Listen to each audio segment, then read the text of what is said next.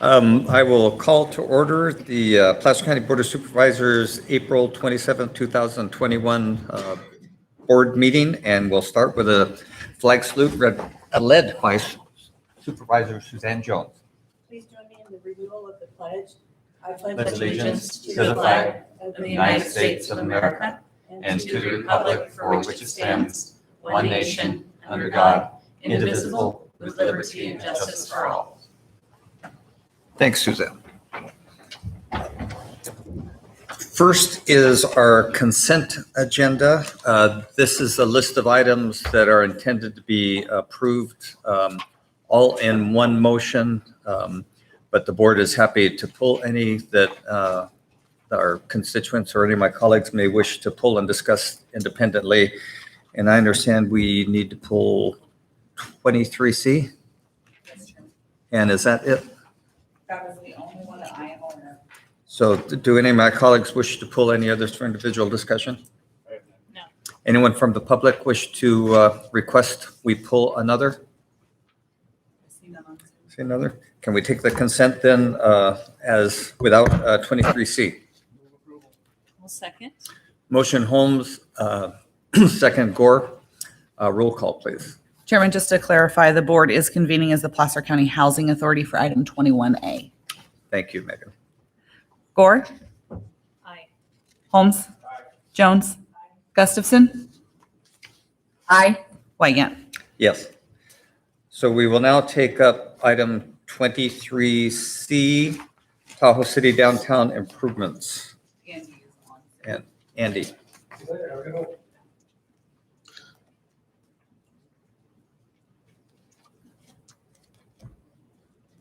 Go ahead, Andy. You can all hear me?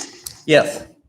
Okay, so we're asking the board to take an action by motion on this item, the Tahoe City Downtown Access Improvements Project. I had a typo in the memo where I asked, or I was mentioning a resolution to approve and adopt the initial study and mitigated negative declaration for this project, but there is no resolution. I'm just asking you to take an action by motion to approve and adopt the initial study and mitigated negative declaration for the Tahoe City Downtown Access Improvements Project.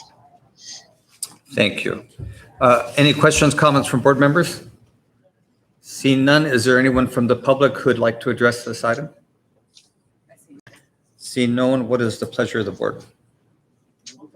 I'll move approval. What was that? Oh, that was. That was me speaking over your shoulder. I'll move approval. Sorry, Cindy, I heard a voice and I completely froze. So motion Gustafson, second Jones. All those in favor say aye. Aye.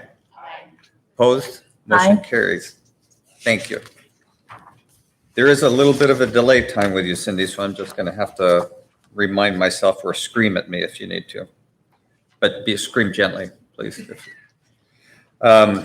Next is public comment. This is the time when anyone from the public can address the board on something that is not on the agenda, keeping in mind that we can take no action. Do we have any public comment? I see no public comment, Chairman. Pardon? No public comment. That's what I thought you said. So hearing none, we'll move on to board member and county exec reports. Do any of my colleagues have a report? Todd? No items. This is literally scary. Making me nervous and uncomfortable. So we are going to jump to our department items because our first timed item is 9:15. And the first item is facility management, Lake Boulevard right-of-way, Homewood. And Lori. I believe Lori's in conference room A. Hold on a second.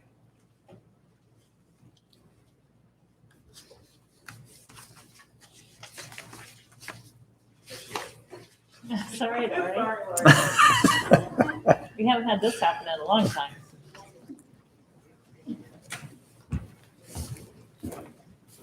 Good morning. Good morning.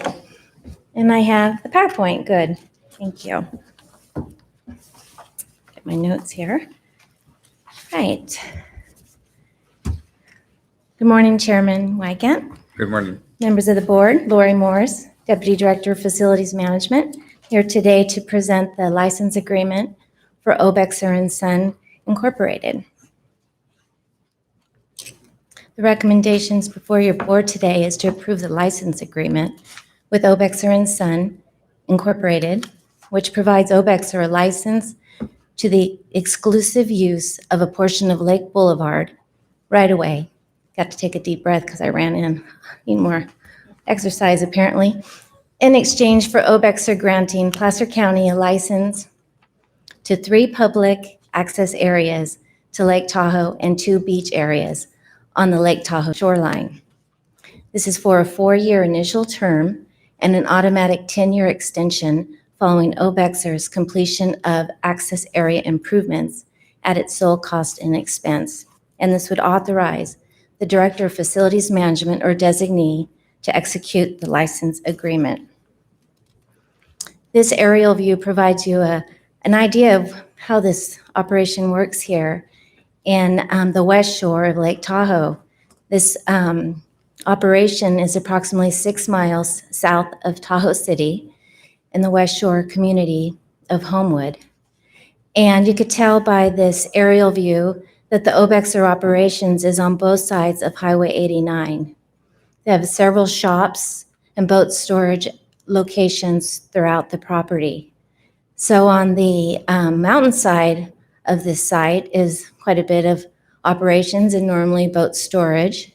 And then on the lake side, more operations in lake storage. They actually forklift boats from the mountainside of Highway 89 in order to launch them in the lake. That's kind of the service they provide.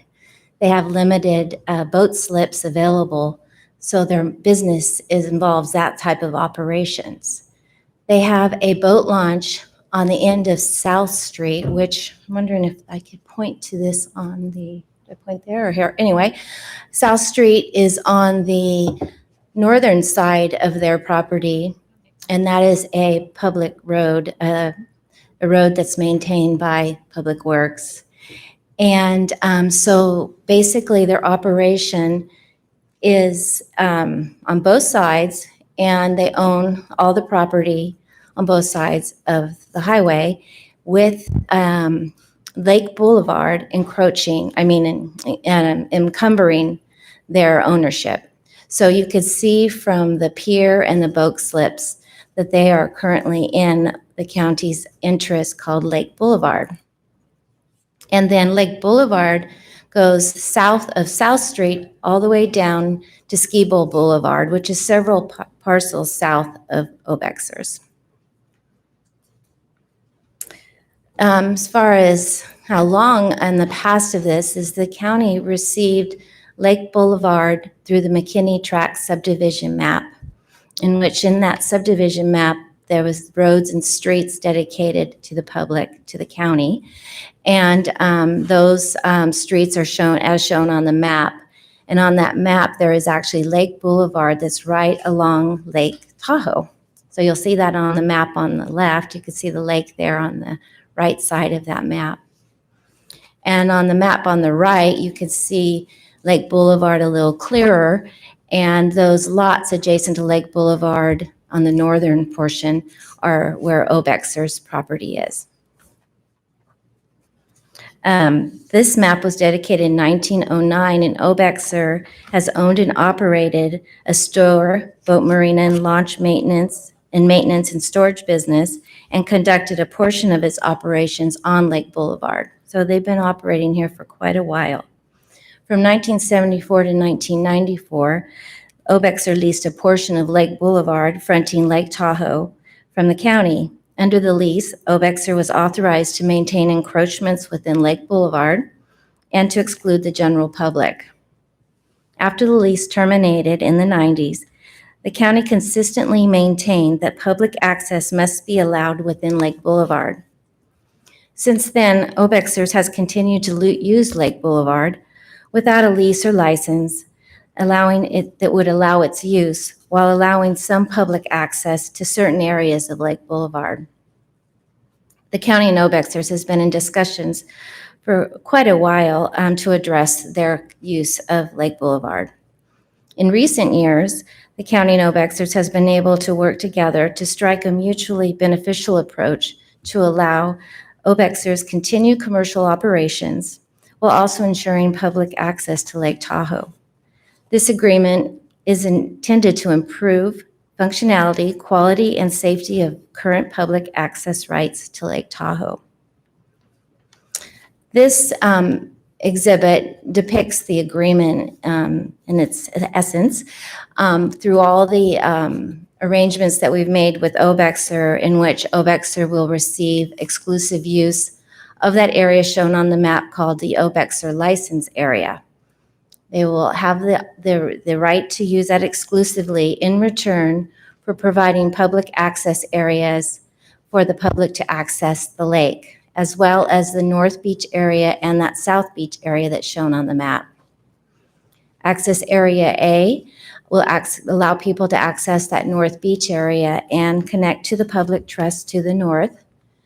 And then Access Area C connects to the public bike trail down there to the south and to Highway 89. And Access Area D connects from 89 to that South Beach area, and then as well down the beach on the Lake Boulevard easement that the county has. So part of the terms of this agreement is for Obexers to provide that North Beach and South Beach access immediately upon execution of this agreement. Access Area C and D would be available in June once they clear any obstacles, equipment, or other things and provide signage. And Access Area A would be at June 15th. The Access Area B there will be an improvement made by Obexer. It's not a requirement of this agreement, but it is an improvement that Obexer is committed to make, which improves circulation and boat launching activities there at the end of South Street. So essentially, boat trailers will drive into Access Area B, go along using South Street. So this is considered a definite improvement to the current activity there, where people drive down, have to do a U-turn and go up, launch their boat, and then go back out, which circulate congestion. Should Obexers be successful in improving and providing that Access Area B, they would be able to replace Access Area A as long as they provide a clear, separate pedestrian access area for the public. Next are just a summary of the terms. The term, again, is a 4-year initial 10-year extension subject to Obexers completing the improvements, which are to Access Area A, C, and D. And then obviously improvements that I had mentioned, the vehicular loop that I described previously. Additionally, a very important aspect of this agreement is that it will ensure the continued operations of this boating business, this boating service and recreational benefit to the community and tourism. So if there is a change of use in their use of that property, then the agreement is subject to termination at the county's discretion, and Obexer's use of the Lake Boulevard would cease.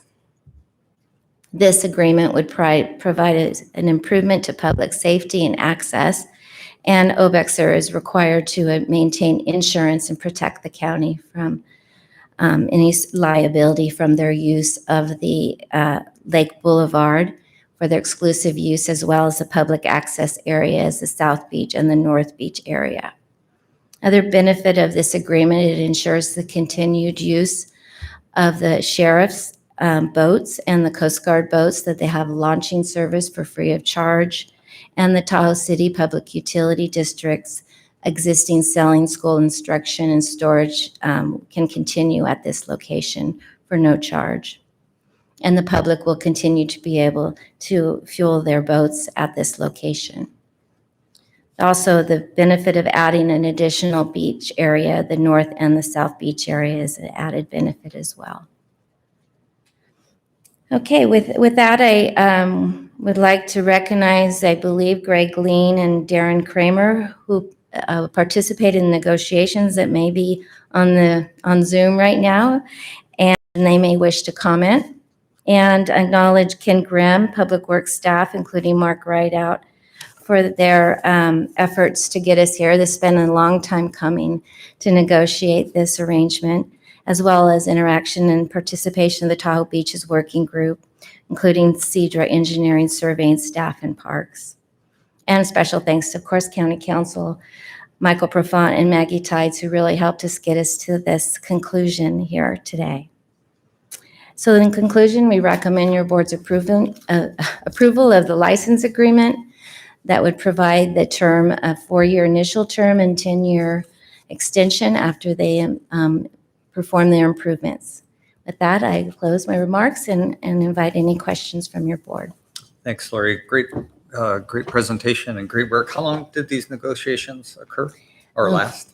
It's, I think we really started in earnest in 2017 with under council of Michael Profant, working with OBEXers, and then including it with Maggie Tides. Prior to that, there was interactions back and forth about how to address this situation with OBEXer. Yeah, thank you. Yeah.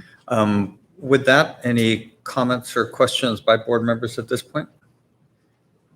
So I'll open it up to the public for any other comments anyone would like to make or questions to ask.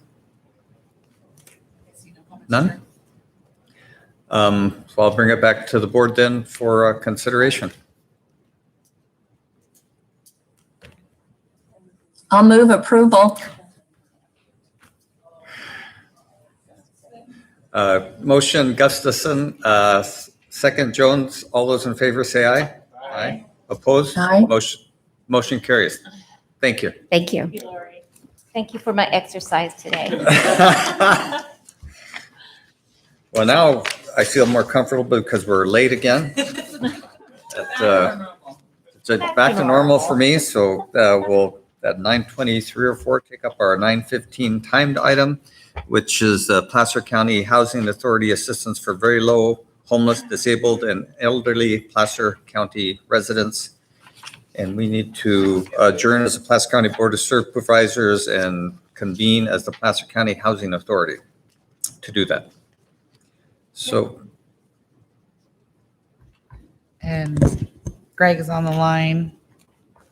Greg? There we go. Oh, good morning. Good morning. And thank you, Chairman Wygant and members of the board. I'm Greg Kreisler. I'm the Assistant Director with Placer County Human Services and the Housing Authority.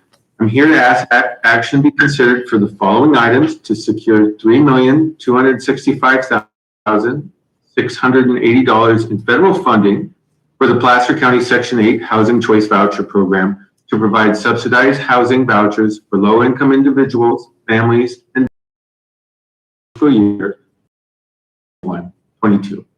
There are 3 items, items A, B, and C. A, conduct a public hearing to receive public comment regarding the County Housing Authority Administrative Plan.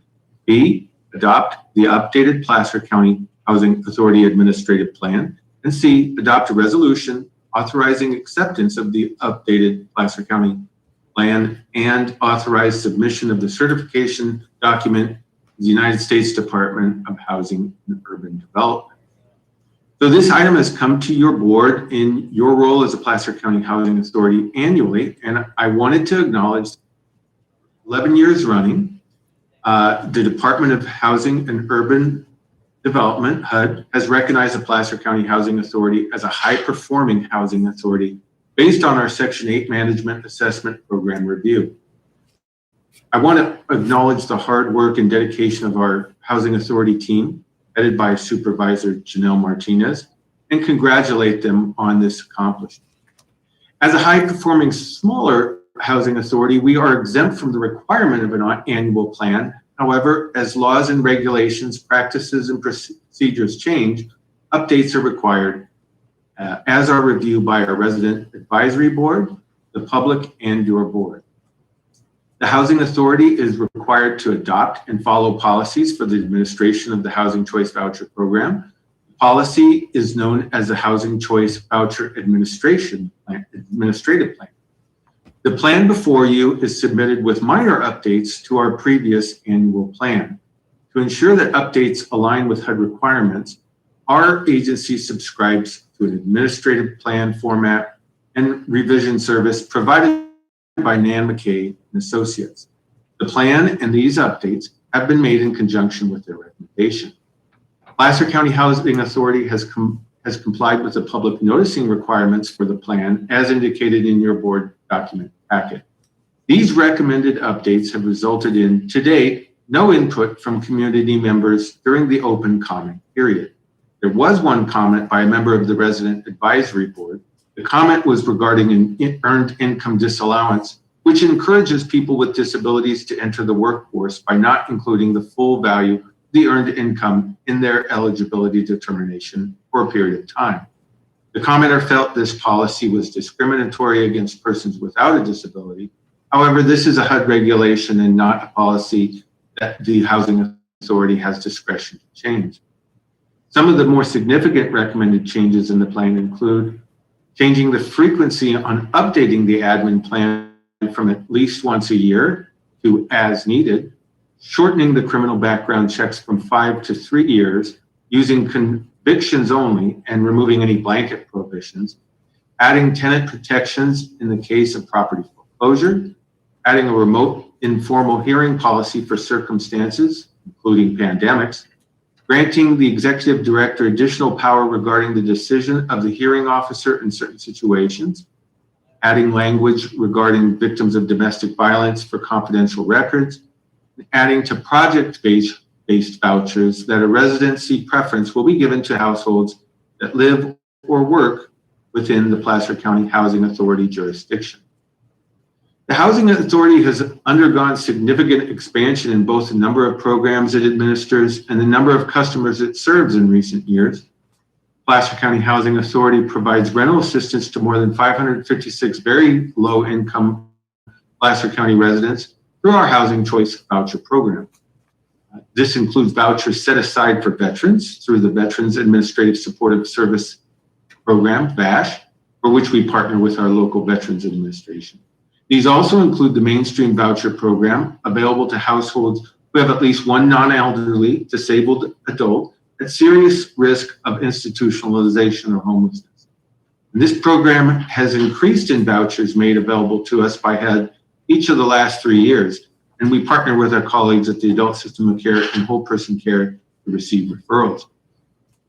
In the fall of this last year, Housing Authority, in conjunction with the Placer County Community Development Resource Agency, began administering an emergency tenant-based rental assistance program designed to assist families affected by the COVID-19 pandemic and serving 55 families with almost $253,000 in rental assistance.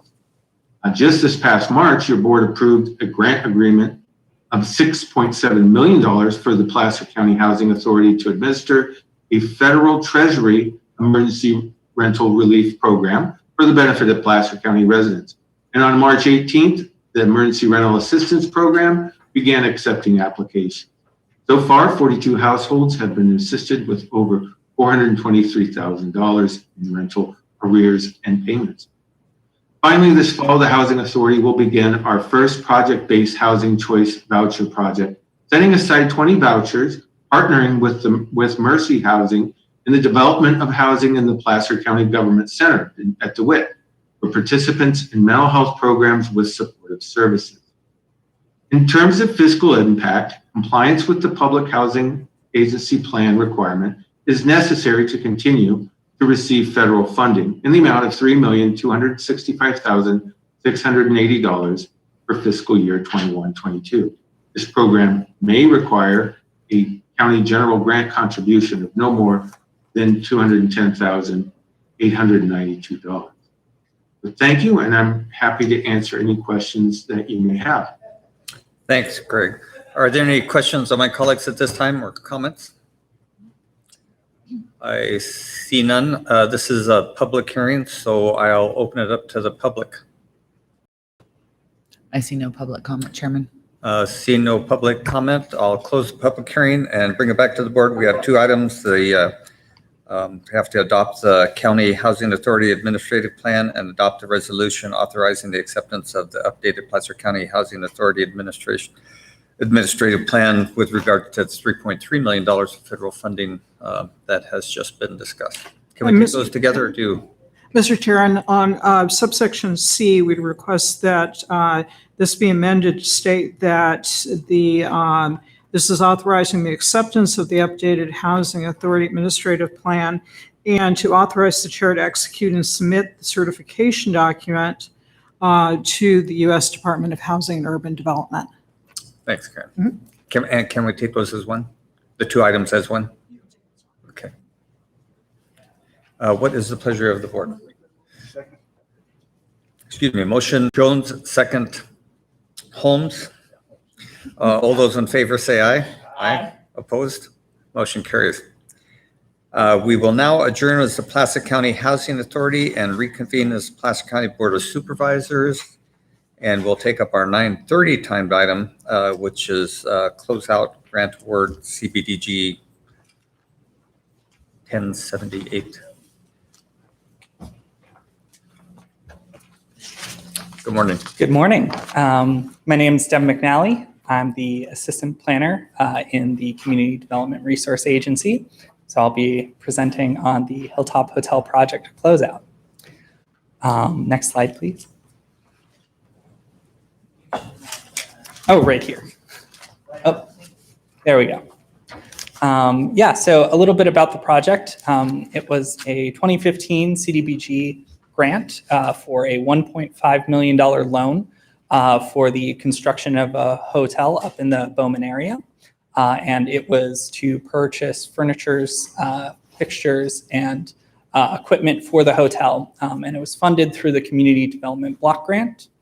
And the idea was a public benefit of 43 full-time jobs, 22 of which would be for low to moderate income individuals. So that was the goal that we set.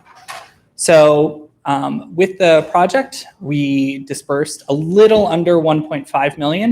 It was in July of 2018 and November of that year as well. And the hotel opened in November of 2019. So they did start hiring with the COVID-19 pandemic. The hospitality industry in particular was hit very hard. And so it had to suspend most of its operations. However, before then, they were able to create 21 new jobs, and 14 of them were full-time jobs for low to moderate income individuals. So as a result, the expiration of the award from the department is coming up. So we have to do a report out and close out the grant. And we're very happy to say that we have met the national objective. However, we're still hoping to meet that full objective of 43 jobs. So we're still going to work with the hotel along with our partners. And so the hearing today is to kind of hear public comments, but we'll continue to monitor the loan itself. The loan is with the county for job creation and repayment of the loan. And we'll keep reporting back and document that to HCD and the U.S. Department of Housing and Urban Development. Thank you. Any questions from my colleagues? Bonnie? Yeah, thank you. Appreciate that. Just a quick question. So what's the timeline for paying back of the loan? Yeah, so it's, I don't have the details of the timeline, but right now they are paying interest only. And then starting in September, that'll be the full principal will kick in. Okay, thank you very much. Yeah. Suzanne? Hi, I had one question. I'm curious about the job creations because you expected 43 and 22, you're up to 21 and 14. Do you have some kind of an idea in the future when you might be pressuring them after COVID is considered over? Are they going to fulfill that, do you think? I mean, you don't have a crystal ball? Yeah. So I wouldn't say I have a crystal ball with that for sure. What we're going to be doing is we have a wonderful economic development team. I know recently they filled up 150 rooms for a recent commercial that was being shot in Placer County. Great. So they're working with the county. They're also, proactively trying to start back up like every other hospitality sector is after the pandemic, and we're hopeful that they'll meet that full benefit that we had set. But we won't ever give up and not kind of keep after them about that, will we? I mean, we have an expectation. Are we going to actually? Supervisor Jones, Shauna Purvines is also on the line and able to add some insight into this as well, I believe. Great. Hi, Shauna. Good morning, Shauna Purvines, Community Development Resources Agency. So I'd like to say we'll never give up. That is our intent, is to meet the expectation for those jobs. And just as we will see with all of our entertainment and our tourism economy, a continued growth. So we anticipate we'll be able to achieve that job growth sometime in the future. But, as we know, we're not really sure how fast or how quick we will be rolling out of this. Right. Okay, great. Thank you. So this is a public hearing, so I'll open up the hearing to the public, see if any comments. No public comment, Chairman. No public comment. I'll close the public hearing, and we have before us a resolution directing staff to close out the grant as discussed. I'll move approval. Second. Motion Gore, second Holmes. All those in favor say aye. Aye. Opposed? Motion carries. Thank you. Board Chairman, I'm sorry. Cindy, we didn't get yours vote for the record. I'm Aye. sorry. That's okay. Aye. Thanks, Cindy. Thank you. Now we're early again, so we're going to jump to department items and take up Health and Human Services Whole Person Care. Jeff Smith.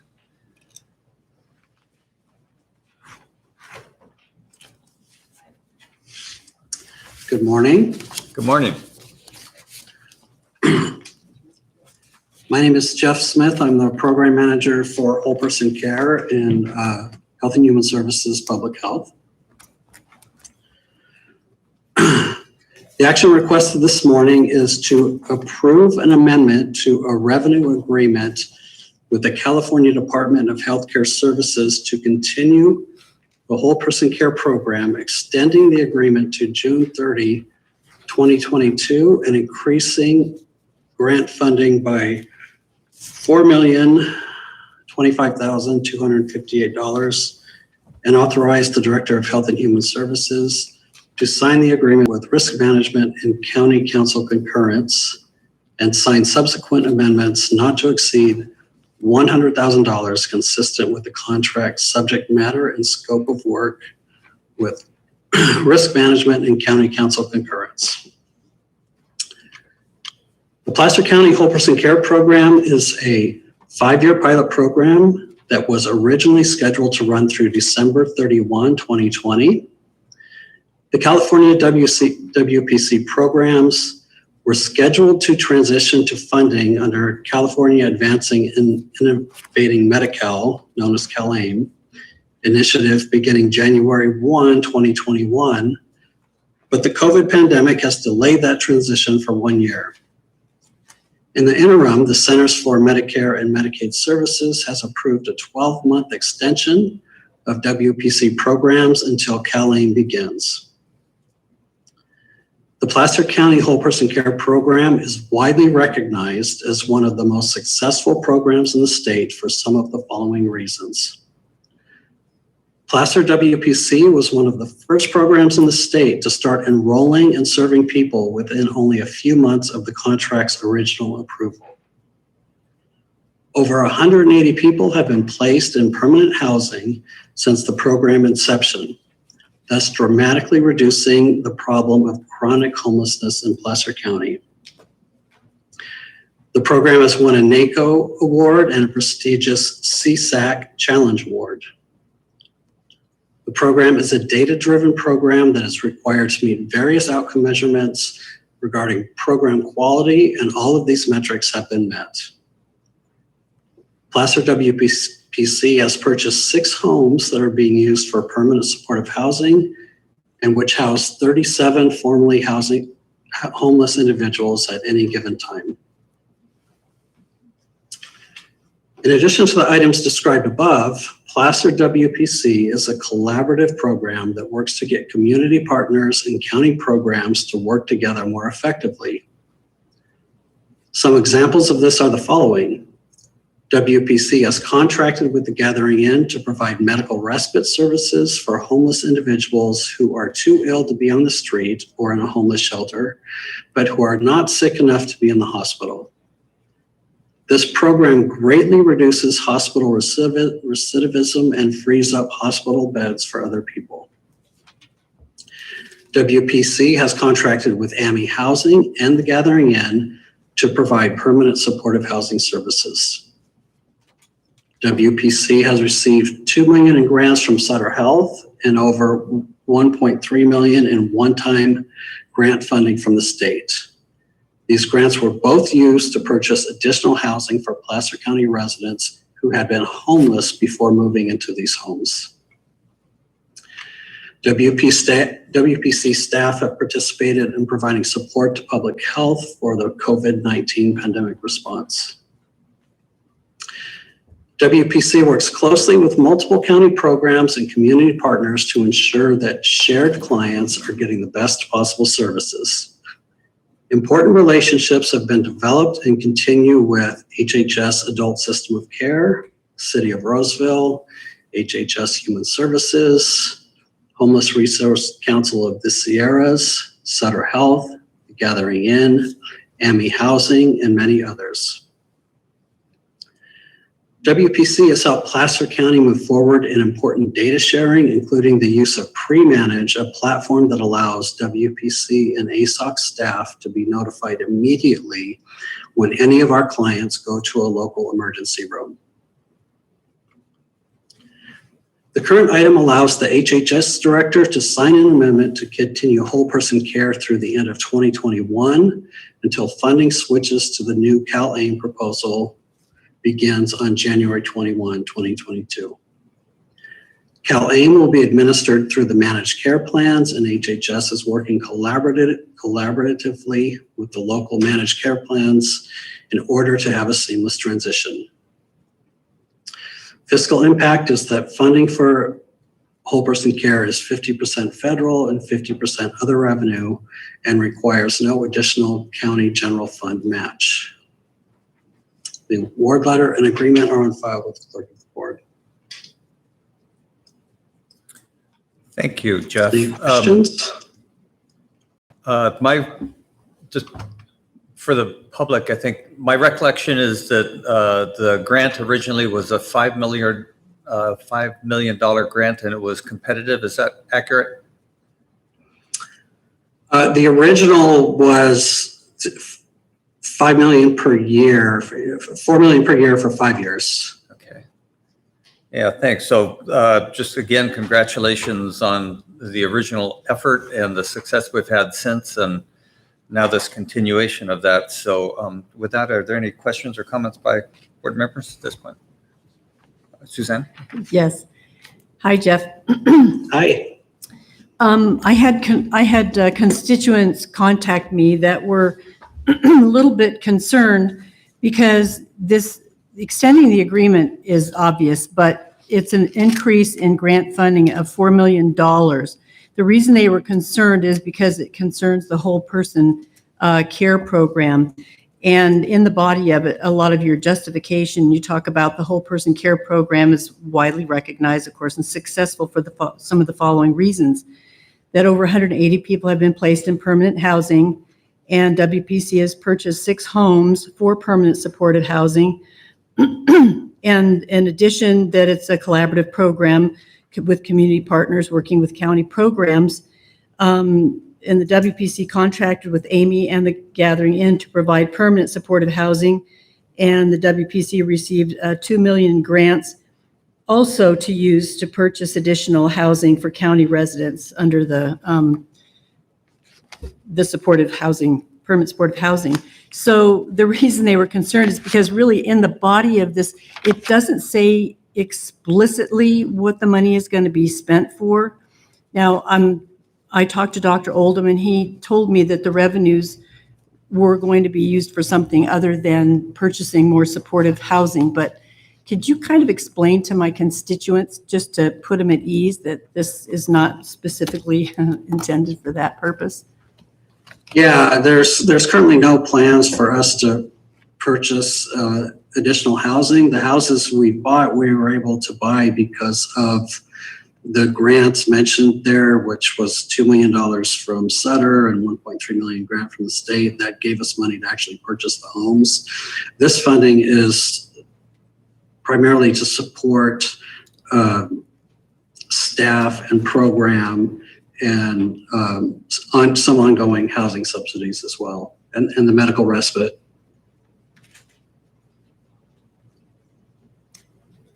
Just curious, where do you house people for the medical respite? Our medical respite program is on the DeWitt campus. Okay, great, thank you. Yeah, sure. Any other questions, board members? Jim? I just want to let you know that the medical respite is at the former Children's Emergency Shelter at DeWitt, and it's been very, very successful. And they've had gathering-ins manage that, and at one time they had at least 2 houses where they were medical respite was taking place. Is there anyone from the public who'd like to address this item? Chairman, I see no public comment. Thanks. So seeing none, what is the pleasure of the board? Mr. Chair, I just wanted to inform the board that Supervisor Gore and I are going to be working on a regional homeless organization with the cities. And I think this permanent supportive housing issue will be addressed while we're discussing that with the cities and the towns in Westchester County. So we'll have a little bit broader understanding of how this affects everybody. Yeah, and for the public, and I've mentioned this before the board, we're working on also trying to organize, we will be organizing hopefully June-ish, July, hopefully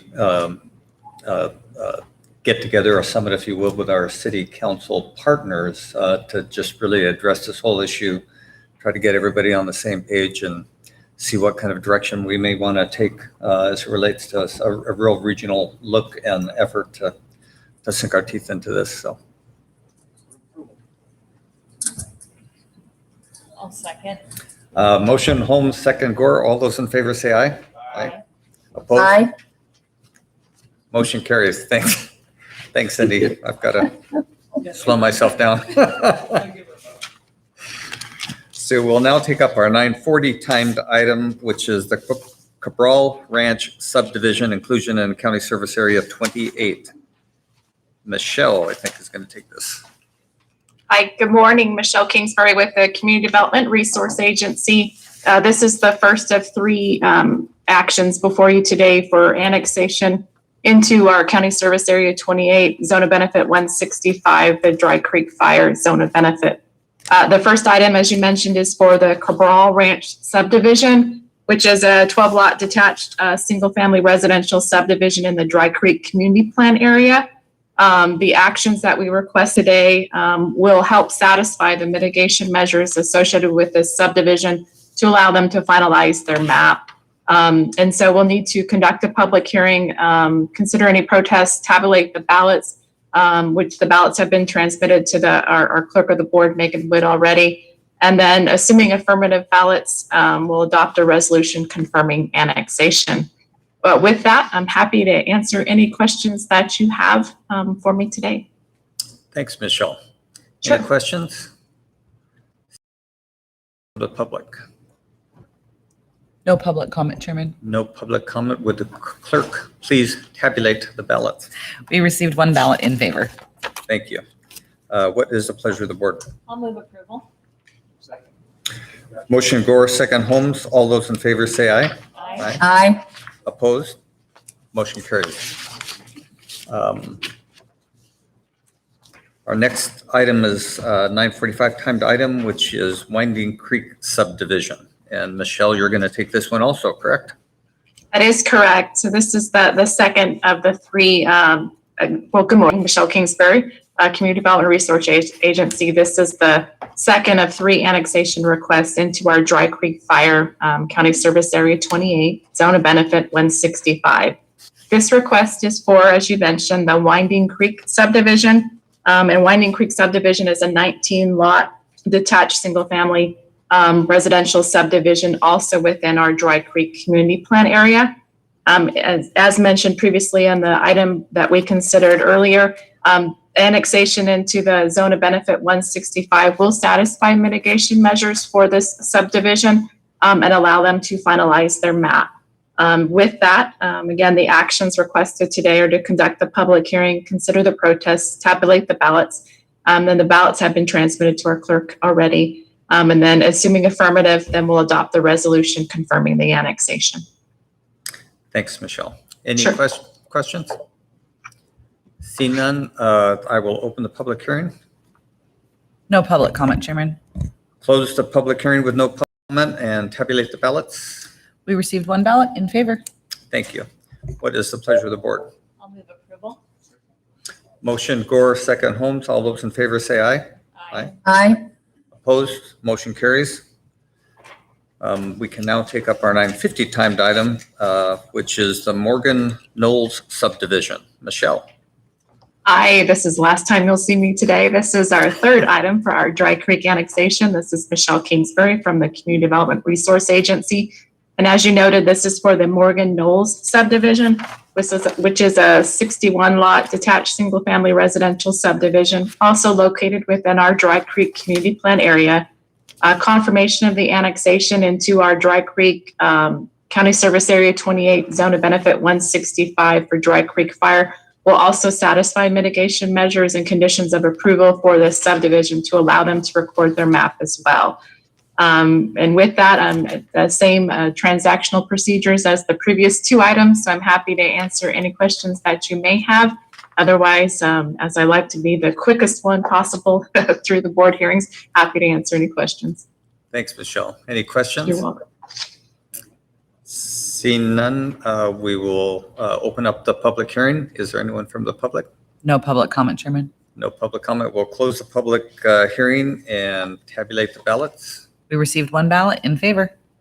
Thank you. What is the pleasure of the board? I'll move approval. Motion Gore, second Holmes. All those in favor say aye. Aye. Aye. Opposed? Motion Thank you very carries. much.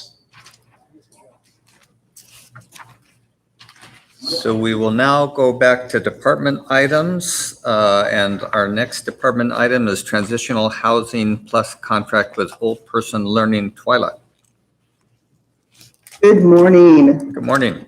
Wygant, Supervisors, Mr. Leopold, and Ms. Schwab. Maybe I can be faster than Michelle, I'm not sure. However, Twyla Abrahamson, Director for Children's System Care, and I am here today to present this item. So the California Department of Social Services requires counties, including Placer County, to provide services to emancipating foster youth ages 18 to 24. The THP Plus program provides up to 24 months of service to more than 20 youth each year who live in Placer County and graduate to adulthood without permanent living situations.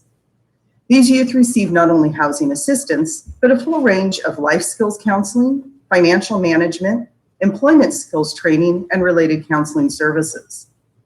THP Plus services have been successful at increasing job retention, post-secondary educational success, and have also demonstrated success in eliminating public service dependence. The current contract was awarded as a result of an RFP that was solicited in 2008 and is expiring. RFP number 20135 was developed to establish a new contract for THP Plus services for the next 3 years. Notification of the RFP was emailed to 449 agencies and posted on Placer County's procurement's website. A total of 9 agencies assessed and downloaded the RFP. However, formal responses were received from 4 agencies. An evaluation panel was established to review the responses and rate them on the criteria published in the RFP. The panel consisted of 2 representatives from Placer County Health and Human Services, 1 from Placer County Probation, 1 from the Office of Education, and 1 from a partner agency. After a thorough review of proposals, the panel ranked Whole Person Learning as the top agency based on the RFP criteria and available funding. The panel has recommended award of a contract to Whole Person Learning for a 3-year period. So we are requesting your board take the following action. Approve the award of a contract resulting from request for proposals number 20135 for Transitional Housing Placement Plus program for housing assistance and intensive services for emancipated foster youth, an amount not to exceed $1,810,512 to Whole Person Learning for the period of July 1, 2021 through June 30th, 2024, and authorize the Director of Health and Human Services to sign the agreement and to sign subsequent amendments up to $100,000 consistent with each subject matter scope of work with risk management and county council concurrence.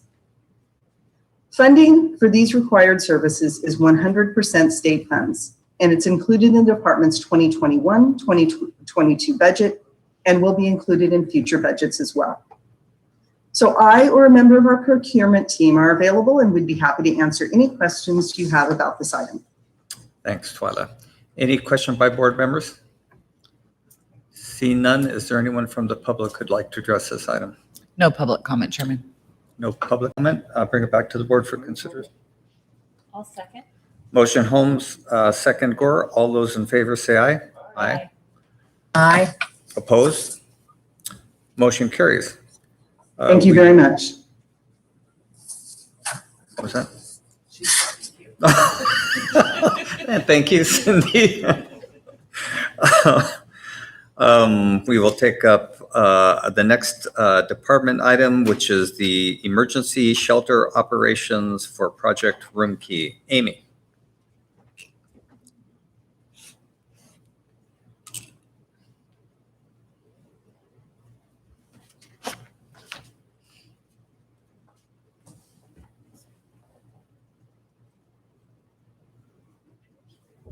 She's here just a second.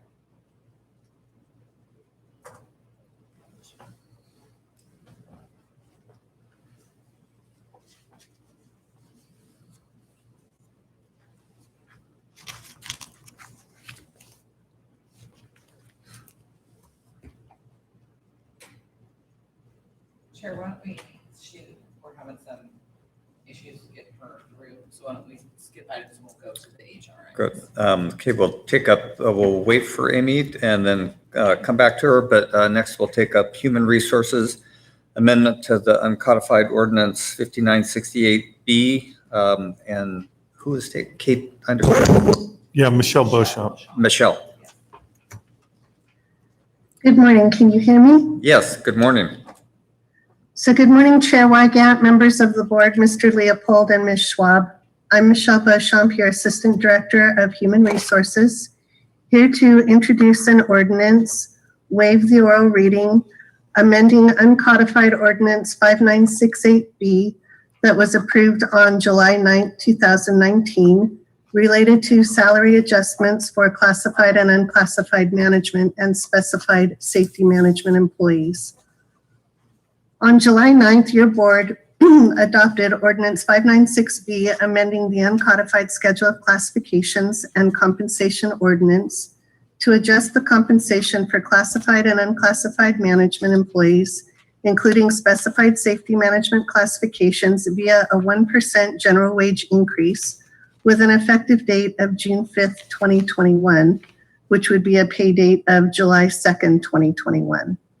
On January 12th, 2021, your board adopted ordinances 6060B and 6061B to implement a new approach to the compensation of all safety management classifications.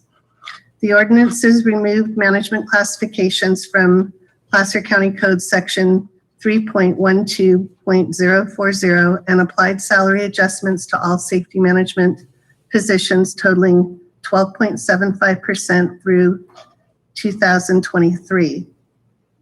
Following the amendment of the code in January 2021, Ordinance 596B requires updating to exclude safety management classifications whose compensation has been subsequently provided for in Ordinance 6061B.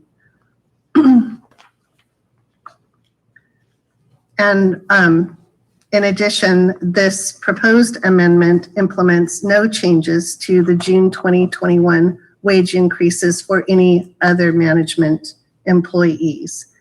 Removing the limited safety management classifications previously planned for inclusion in June 2021 with the 1% general wage increase will result in a savings of approximately $50,000 in fiscal year 2021-22. I'm available to answer any questions. Thank you, Michelle. Any questions by board members? Is there anyone from the public who'd like to address this item? No public, Chairman. No public comment. What is the pleasure of the board? I'll second. Motion Holmes, second Gore. All those in favor say aye. Aye. Aye. Opposed? Motion carries. Michelle will take up now the next one, creation of classification director of parks and open space. So for the record, Michelle Beauchamp, Assistant Director of Human Resources, here to introduce an ordinance, waive oral reading, amending the uncodified schedule of classifications and compensation ordinance related to the creation of the new classification of Director of Parks and Open Space. At your regular board meeting on April 13th, 2021, your board approved a request submitted by the County Executive Office to move forward with a proposed reorganization of the county's current structure that included the transition of the Department of Public Works Parks Division to a separate standalone Department of Parks and Open Space to accommodate the increasing services and responsibilities specific to the 43 parks, beaches, and open spaces, as well as trails and regional projects in Placer County. The proposed salary level represents an appropriate relationship with other department head positions as well as comparable positions in the relevant labor market. This class has also been determined to be suitable for the unclassified service consistent with other department heads. The estimated fiscal impact of the proposed new classification is approximately $250,000, which will be absorbed in the adopted fiscal year 2021 budget for the Department of Public Works and will be included in the new Parks and Open Space Department's budget proposals for fiscal year 21-22. I'm available to answer any questions. Thanks, Michelle. Any questions by board members? Is there anyone from the public? No public comment, Chairman. Hearing none, what is the pleasure of the board? I'll move approval. Motion Gore, second Holmes. All those in favor say aye. Aye. Aye. Motion carries. Next item, Michelle, is the establishment of salary grades for classifications represented by the Placer County Law Enforcement Management Association.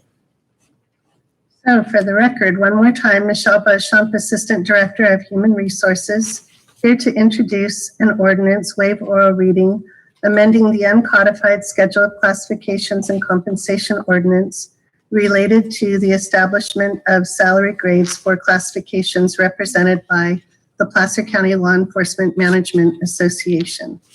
On April 13th, 2021, your board adopted a resolution recognizing PC Lima as the exclusively recognized employee organization for sworn classified law enforcement managers. This bargaining unit includes classified safety managers assigned to the Sheriff's Office and the District Attorney's Office, holding the classifications of Sheriff's Captain, Sheriff's Lieutenant, and Supervising District Attorney Investigator. The recommended action proposes no changes to classifications or their compensation other than the renaming of the applicable salary grades, and there is no fiscal impact associated with this ordinance. I'm available to answer any questions. Thank you. Any questions? Seeing none, anyone from the public? No public comment, Chairman. No public comments. We'll bring it back to the board. I'll second. Motion Holmes, second Gore. All those in favor say aye. Aye. Aye. Opposed? Motion carries. And is Amy? We do. We now have Amy on the line. Okay, we now have Amy Ellis we'll be going back up to whatever it is, item C, but it's the emergency shelter operations for Project Room Key. Yes, I'm here. Good morning, Chair Wygant. Good So morning, sorry, Amy. I lost internet connection at the exact wrong moment. So thank you for your patience.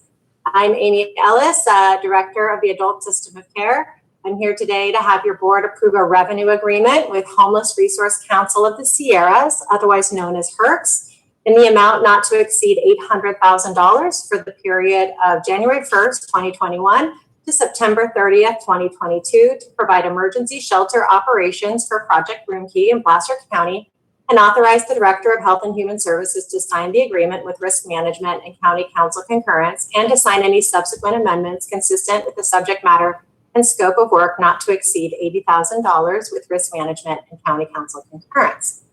So due to the current COVID-19 worldwide health emergency, as you guys know, Health and Human Services has been providing emergency housing for individuals who are at risk and have no other safe lodging options or ways to self-isolate. We've been doing that since April 17th, 2020. HERCS was provided an Emergency Solutions Grant, COVID-19 Program Emergency Shelter Operation funding from the state of California to address homelessness. The Adult System of Care applied for and was awarded a grant for $800,000 from HERCS to continue our emergency shelter services to Placer residents through the end of June 2021. This funding, along with other state and federal sources intended for this service, will be combined to be able to meet any gaps. We're continuing to evaluate public need for continued service and available funding as we move forward, and we do not have a determined final end date for Project Room Key at this moment. These grant dollars from HERCS have been and will be appropriately included in our department's budgets, and I'm happy to answer any questions. Thank you, Amy. Any questions, Bonnie? Thank you. Good morning, Amy. Appreciate the report. Quick question. So as case rates of COVID go down, I'm guessing that there will be fewer people utilizing the service. Hopefully that's the case. But do they have to have COVID or have to be at risk of COVID or have been exposed in order to use these funds for this program? So they have to be at risk of or exposed, which means they could have like a health condition that makes them higher risk if they were to contract. So they don't actually have to have had COVID or been exposed to utilize the service, but they do have to have risk factors. Got it. Okay. And they have to be Placer County residents. Okay, so we have this $800,000 that can be used until the time it runs out. And that could be up through September 2022 or prior to then. Correct. Okay, thank you very much. Any other questions? Is there anyone from the public who'd like to address this item? No public comment, Chairman. Thank you. With that, I'll bring it back to the board. I'll second. Motion Holmes, second Gore. All those in favor say aye. Aye. Aye. Opposed? Motion carries. Thank you.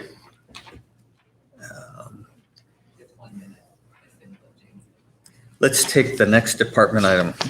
We're 1 minute ahead still. Public Works, Highway 49 sewer trunk upsizing design. Robin. Good morning, Chairman Wygant, distinguished members of the board. Can you hear me? Yep, thanks. Okay, hi. I'm Robin Mahoney, Senior Engineer, Department of Public Works, Environmental Engineering. Department is requesting today that your board approve the award of competitive bid number 20137 to Stantec Consulting Services and execute contract for design of the Highway 49 sewer trunk upsizing for $582,028. Authorize the Director of Public Works or designee to execute changes to the contract up to $58,202 and approve a 2020-2021 budget amendment of $640,230, increasing the SMD1 Sewer Maintenance District Number 1 budget to fund this work. For background, in April of 2020, your board conducted a public hearing and adopted a resolution to submit a local early action planning grant application to the Department of Housing and Community Development for $500,000 to assist with low-income housing development in SMD1, which is North Auburn. This work will be the first step in proceeding with the future sewer construction project to alleviate restrictions within the SMD1 sewer backbone infrastructure. Staff applied for and received the grant, which will fund modeling and design work for Highway 49 sewer trunk line improvements necessary to accommodate for higher density, low-income housing that staff identified in 2 areas in North Auburn. Segments of trunk line to be upsized in this contract are from approximately Loxley Lane to the pump station on Jurger Road. DPW coordinated with Procurement Services Division to develop bid number 20137. One proposal was received at a base cost of $502,237 with optional tasks. After evaluating the bid response, Procurement Services determined Stantec Consulting Services was the lowest responsive and responsible bidder and concurs with the recommendation for contract award.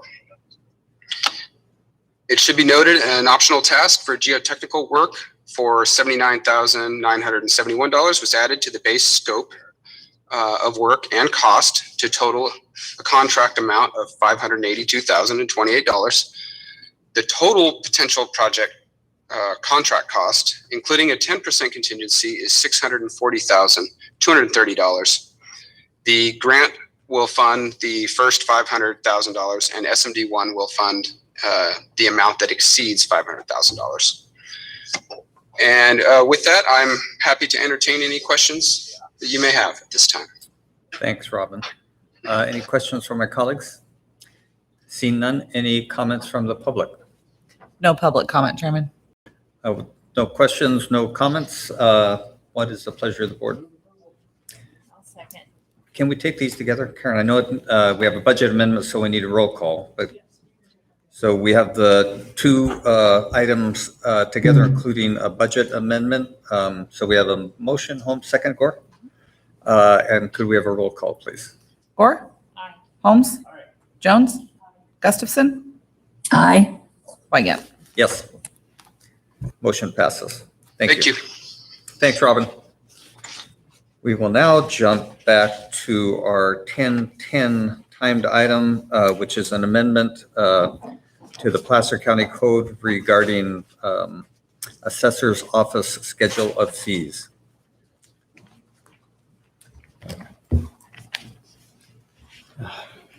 Good morning, Chair, members of the board. James Lambeth, Chief Deputy Assessor. We have 2 items before you today. The first is to adopt a resolution to approve the Assessor's Office fee schedule. And second, because these fees are included in the county code, we need to introduce and waive an oral reading of an ordinance amending section 2.116.030 section D of the county code. Let me start by giving you a brief history. The assessor's office maintains a fee schedule that identifies the fees for copies of records, document certification, data requests, staff research, and requests to split or combine assessment parcels. Portions of the fee schedule are included in the county code. These fees are designated to recover the costs of providing data to a wide variety of individuals, businesses, and government entities. Last time these fees were modified in the county code was in 2004. Given the length of time since our last review and the changes we've made in our technology in providing these services, we've decided an update would be needed. We requested an in-depth review be made of our services we provided and also their associated costs. The results showed the following.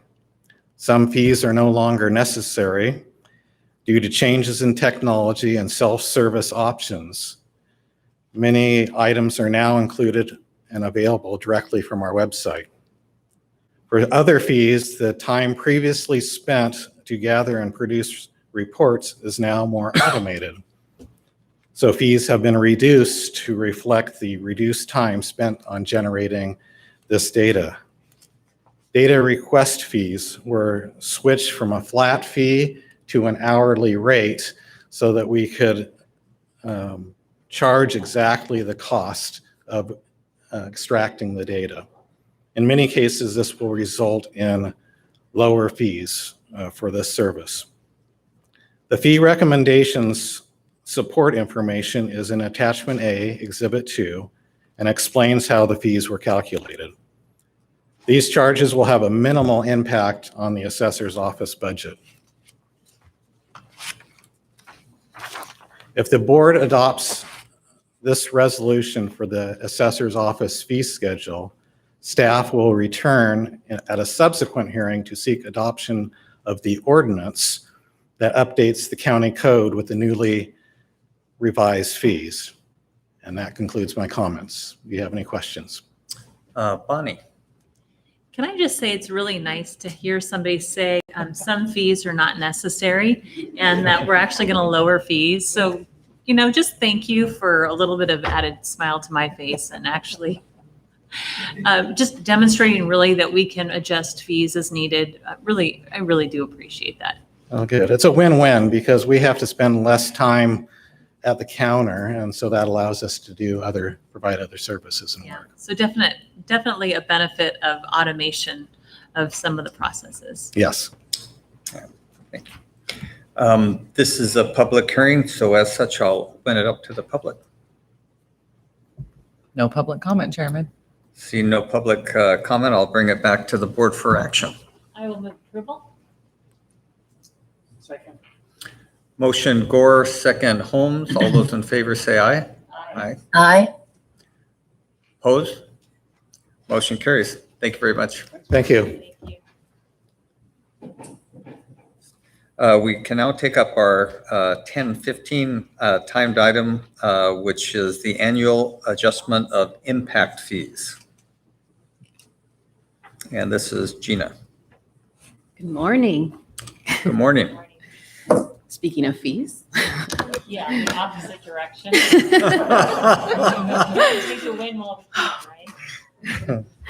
So good morning, Chair Wygant, members of the board. My name is Gina Olivars, and I'm one of the newest members of the CEO team here at Placer County, and this is my first ever presentation, so I'm a little nervous. Welcome. Thank you. But it's my pleasure to bring a couple of items to present today, the first of which is the 2021 annual adjustment of impact fees. The action requested is to conduct a public hearing and adopt 6 resolutions for 7 fee programs. These programs include the Tier 2 development fee, the countywide traffic mitigation fee, the Riolo Vineyard specific plan fee, the Parks and Recreational Facilities impact fee, and the Parks and Recreational Facilities Quimby fee. The affordable housing fee and the employee accommodation fee are together in one resolution. Impact fees are paid by new development to provide funding for public infrastructure and facilities required to serve that new development. Placer County Code requires these fees to be adjusted annually to keep pace with inflation. Each fee is adjusted based on a specific index identified in the adopted fee ordinance for each fee, as detailed in the staff report. The new fee amounts will be effective 60 days after adoption on or around July 1st, 2021. Of note, fire impact fees were noticed to be updated as well, but those fees will be brought back to the board on May 11th, 2021. Thank you so much for your time. Should there be any questions, myself, as well as staff present in the room, as well as on Zoom, are available to respond. Thank you. Any questions by board members? Seeing none, this also is a public hearing, so I'll open the hearing up to the public. No public comment, Chairman. With no public comment, I will bring the resolution back to the board for consideration. I guess I will second. It's the Holmes and Gore today. Motion Holmes, second Gore. All those in favor say aye. Aye. Aye. Opposed? Motion carries. Thank you. Thank you, Gina. And it's We usually 10:20. don't bite, so nice. Yes. Oh, you're back. So we now move on to the next item, our 1020 timed item, which price index adjustment for agricultural commissioner. So good morning again, Chair Wygant, members of the board. My name is Gina Olivares, record with the CEO team here at Placer County. It's now my second presentation, so I'm now a pro. It's my pleasure to be bringing another item today, which is price index adjustment for agricultural commissioner, sealer of weights and measures, community development resource agency, and health and human services fees for fiscal year 21-22. The action requested for this item is to adopt a resolution to adjust the fees associated with these programs. These fees are related to items like adopting a pet or getting a building permit and are adjusted to keep pace with inflation to support current levels of service. These fees are determined by a variety of different indexes and brought to your board annually. The new fee amounts will be effective 60 days after adoption on or around July 1st, 2021. Again, thank you so much for your time, and should there be any questions, myself as well as a variety of expert staff are available both here or on Zoom. Any questions? My board members, Bonnie. No questions, but I did read some of this, and so I found it interesting that it costs more to adopt a pot-bellied pig than it does to adopt a dog or a cat. So I just want an iguana too. And an iguana. I didn't even know that you could adopt an iguana. Right. So people are looking for interesting pets. They can check out the Placer County Animal Shelter and pay those fees. Yeah. Were you thinking about? Not sure where to go with that exactly, but anyway, any other questions? Seeing none. This is also, I'll open this up to the public for any comments or. No public comment, Chairman. No public comment. I'll bring it back to the board for consideration. Motion Jones. Second. Second Gore. All those in favor say aye. Aye. Opposed? Motion carries. Thank you very much. Thank you so much. We will now jump back to our department items, starting with 13B, which is the Eastern Regional Landfill Stormwater Improvement Project, and Robin again. Hello again, Chairman Wygant, distinguished members of the board, Robin Mahoney, Department of Public Works. Just want to verify that you can hear me again? Yes, we can. Thanks. Okay. All right. The department is requesting your board approve award of competitive bid number 20132 to Glissman Excavating, Inc. and execute the contract for construction of the Eastern Regional Landfill Stormwater Improvement Project for $396,856. And to authorize the Department of Public Works or designee to execute changes to the contract up to $39,685. For background, Eastern Regional Landfill is located just south of Truckee off of Highway 89. On-site operations at Eastern Regional Landfill include closed landfill, material recovery facility, household hazardous waste transfer station, inert processing, and equipment maintenance. The on-site operations, excluding the closed landfill portion, are covered under the State Water Board's industrial stormwater permit. Recent analysis of stormwater samples collected from the inert processing area have identified permit limit exceedances for iron. A stormwater treatment facility is required in this area to comply with the industrial permit. The Department of Public Works coordinated with Procurement Services Division to develop bid numbers 20082 and 20132 in April and December of 2020, respectively. 8 proposals were received from the first bid. The department determined that all bids received at that time exceeded the available budget for the project. And in June 2020, your board authorized the purchasing manager to cancel the first competitive bid. 3 proposals were received from the second bid, number 20132. After evaluating the bid responses, Procurement Services determined Glissman Excavating, Inc. was the lowest responsive and responsible bidder and concurs with the recommendation for contract award. The total potential contract cost, including a 10% contingency, is $436,541. And with that, I will answer any questions you may have. Thanks, Robin. questions by board members? Seeing none, anyone from the public like to address this item? No public comment, Chairman. No public comment, I'll bring it back to the board. I'll move approval 13B, 1 and 2. Motion Gustafson, second Jones. All those in favor say aye. Aye. Opposed? Motion Thank you for carries. your time. Pardon? He just said thank you. Oh, thank you, Robin. This delay, my mind's just not in time with it. Our next department item is Crosby Herald over Doty Ravine Bridge Replacement Program. Matt. All right. Good morning, board members, Mr. Chairman. Good morning. Morning. Morning. Glad to be here in the morning, too. Matt Randall with the Department of Public Works. And for this item, I have 3 actions for your consideration.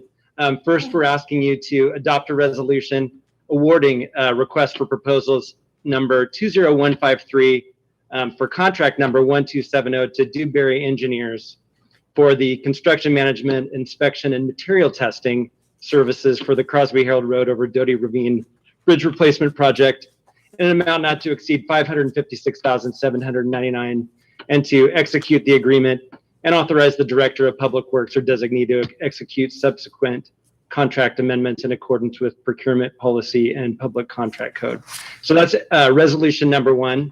We have a second resolution with 2 components, and that is to adopt a resolution authorizing the Director of Public Works or designee to award and execute a construction contract for this project, the lowest responsible and responsive bidder, with risk management and county council concurrence for an amount not to exceed $3.3 million, and to execute changes to the contract up to $177,000 consistent with Public Contract Code Section 20142 and the County Procurement Policy Manual.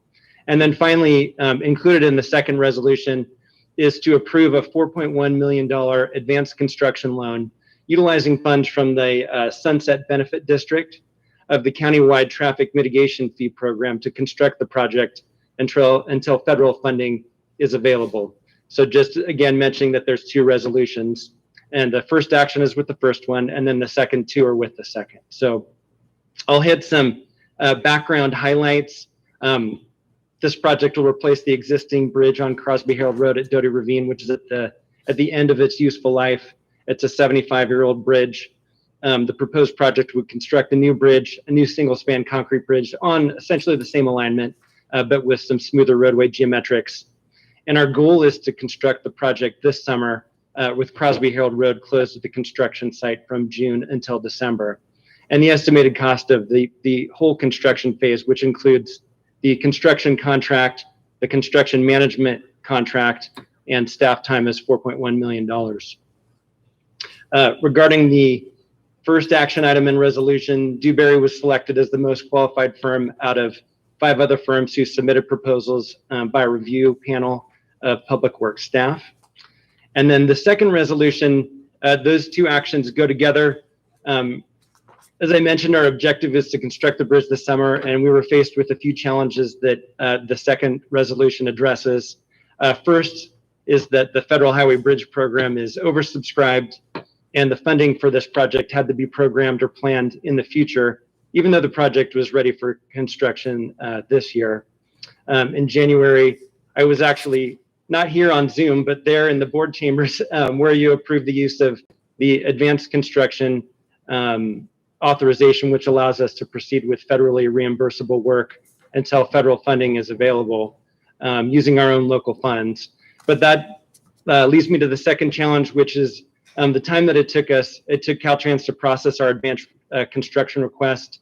They have to authorize our progress before we can proceed, and it just simply took longer than we expected. And then the last challenge that we have on all of our bridge projects is that we have environmental regulatory permits that have in-water work constraints that limit our contractors' work between June and October. So delegating the authority to award and executing the construction contract really saves us about a month and allows us to start the in-water work in June, which gives us the time that we need to complete the bridge construction, all in accordance with our permits. And it mitigates the time that it took to get our authorization from Caltrans. And then the advanced construction loan allows us to proceed with construction this year, again, utilizing our own funds from the Sunset Benefit District, which will be reimbursed no later than 2024. And really, I know there's a lot here, but the bottom line was that we're seeing some lower bridge construction costs that we want to take advantage of. You'll see in the next item with Kyle, that project was under the engineer's estimate. So that's really why we're pushing to get this work done this year. So I know there's a lot there, but with that, I would be happy to answer any questions. Thanks, Matt. Great work. And just a special thanks. This project, both of them actually are in my district, and this one real close to where I live. So I know that there was some outreach to the public that was greatly appreciated, and I wanted to pass on to you the compliments that I got as a result of that. Thank you. We'll continue to do it. Promise. Yeah, thanks. Any other questions, comments, board members? Anyone from the public wish to address this item? No public comment, Chairman. What is the pleasure of the board? Motion Jones, second Holmes. All those in favor say aye. Aye. Opposed? Aye. Motion carries. Great. Thank you.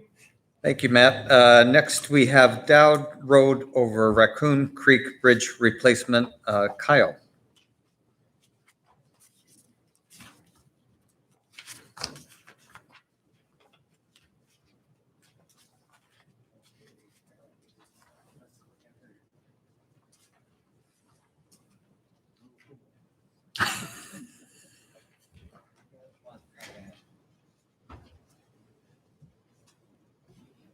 We have an audio issue with Kyle's mic. We'll have to reach out to him. Okay. Let's pause on this item. Staff will reach out. We'll go to the next. Okay, and we have a live person here, so I know we can. So we will skip that item and move to the French Meadows Forest Restoration Project. Brett, where's your hat? Well, I'm live now. Thank you for that. Honorable Chairman and board members, Brett Story, Department of Public Works, happy to be here today. And yeah, now I know why the delay. I didn't realize Supervisor Gustafson was in Tahoe because you sit in the other room and it seems like whatever. Anyway, I'll get on with it. Thank you. I've got an item here today, which is I'm going to need your board's approval on with the ability for the county executive officer or his designee to sign. We have, in the French Meadows project, we have some wonderful partners, as you're aware. We also have needs for funding, which you're also aware. It's very expensive to do work in the forest. One of our partners, the Nature Conservancy, has a number of funds that they would like to grant over to the county to continue this project.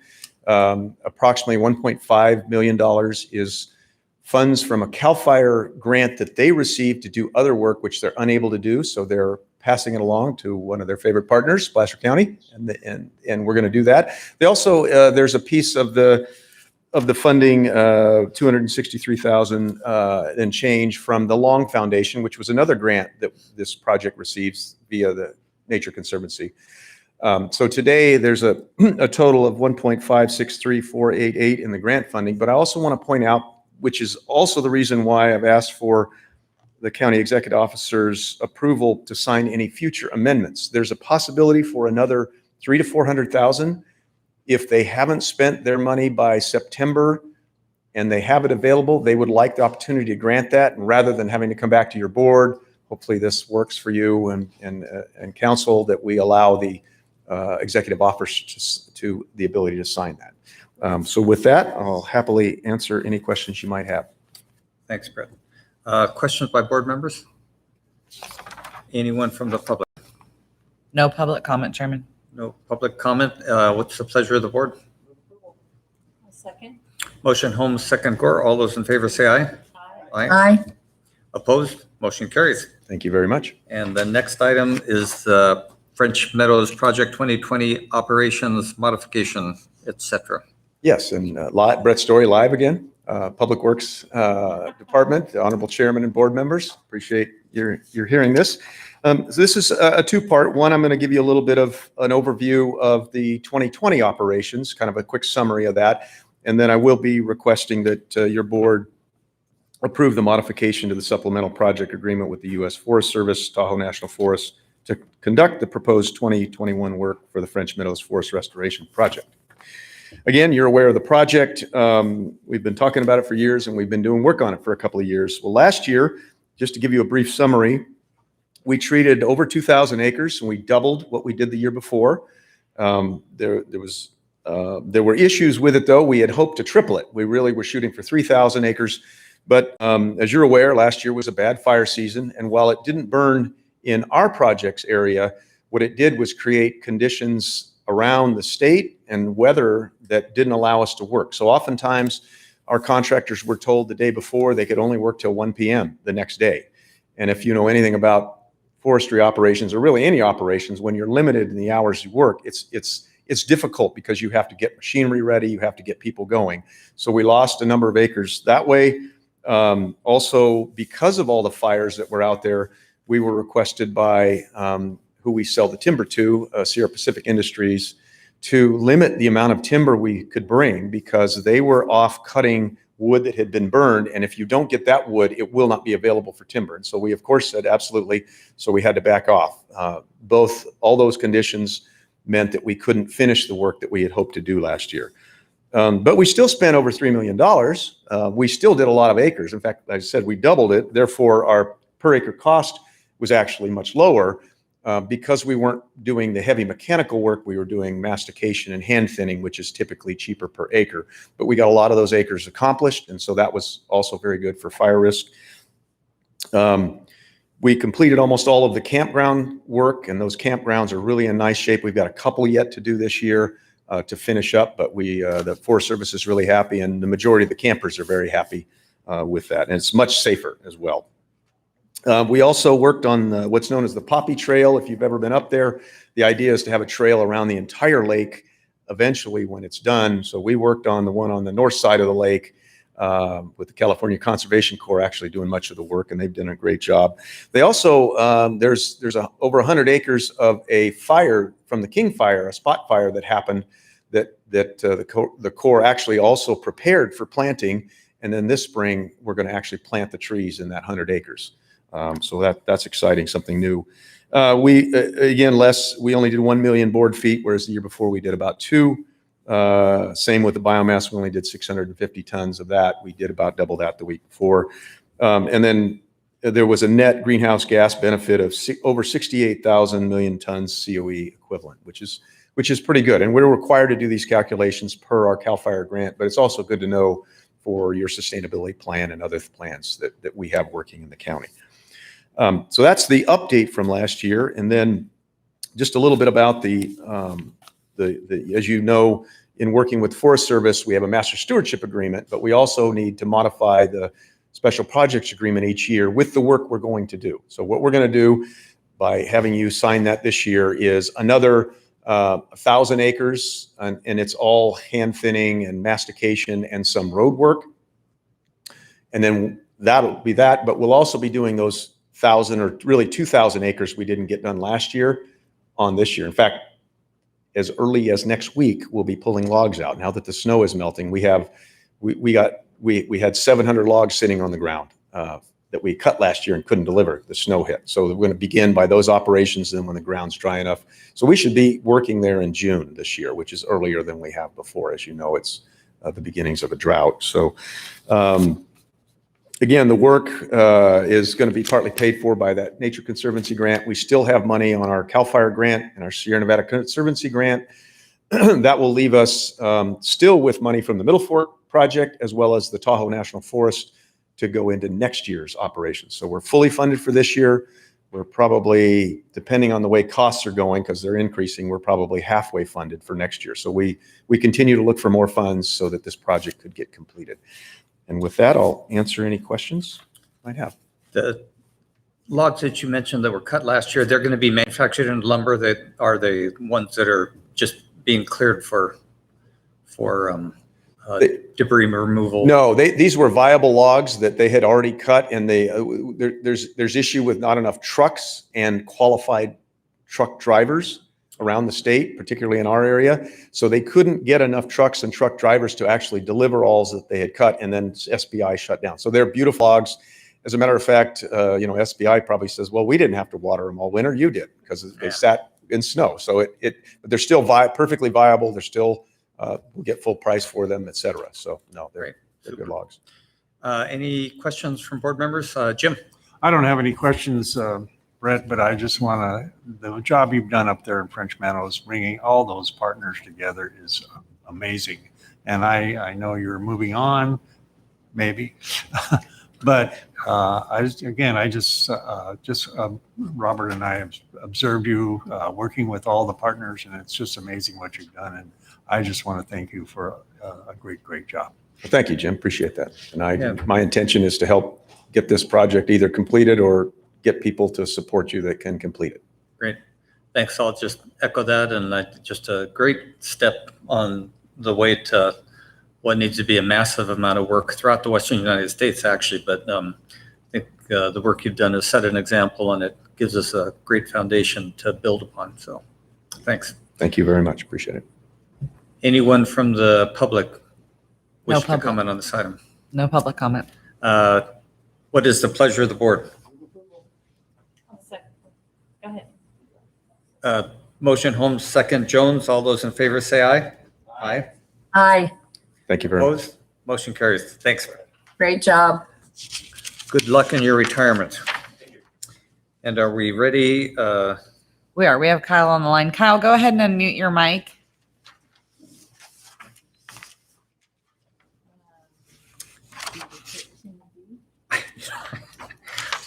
I can't even remember. Which item was it? Good morning. Yes. Can you hear me? It's 13. Yes, we can now. Thanks. 13D. All right. Sorry for that confusion earlier, but I'm happy to be back. My name is Kyle Friedrich, and I'm the engineer assigned to the Dowd Road at Raccoon Creek Bridge Replacement Project, and I'm here today. Kyle, if I could, I just want to clarify with everyone, we got a little confused. This is item 13D as in dog. So thank you. Correct. Yes. So I'm here today to ask that the board adopt a resolution awarding construction contract 1236 to the lowest responsive and responsible bidder, Viking Construction Company of Rancho Cordova, for the construction of Dowd Road over Raccoon Creek Bridge Replacement Project in the amount of $5,413,561, and authorize the Director of Public Works or designee to execute changes to the contract up to $283,178, consistent with Public Contract Code 20142 and the county procurement policy. So the county facilitated advertisement for this project through the procurement department. 8 bids were received, and Viking was ultimately identified as the lowest and responsible bidder. The bottom 3 bids were very competitive and within $40,000 of each other. So we're thrilled that we got a very competitive bid and some good unit prices to move forward with, as Matt alluded to earlier. So we're eager to get started here in May. And, with that, I'd like to open up to any questions. I see no questions. Any questions, board members? Are there any questions from the public? No public comment, Chairman. No public comment. What is the pleasure of the board?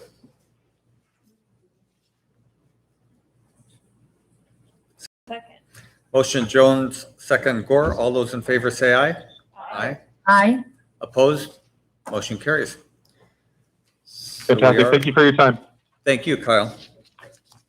We've completed, I think, all of our department items, so we will adjourn into closed session because we have to wait till 11 o'clock for our last remaining timed item. The board will now adjourn to closed session to consider 3 items of existing litigation. Thank you. During closed session, the board considered the existing litigation case, County of Placer versus Tribridge Holding. In this particular case, the board heard a report and provided direction. B, Francis Govian versus Placer County and Jessica Lee Morrill. The board heard a report and authorized direction. In Kevin Aslenian versus Robert Oldham et al., the board heard a report and authorized defense of the named defendant. This concludes the report out of closed session. item, which is an update on the proposed body-worn camera program. And Becky, are you going to kick this off?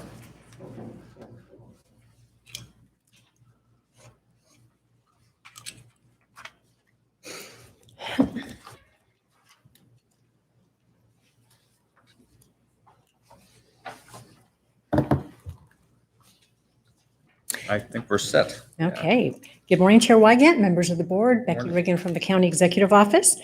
I'm joined today by Captain Jeff Swearingen and District Attorney Morgan Geyer in follow-up to the initial discussion we held with your board last January on potential implementation of a body-worn camera program here in Placer County.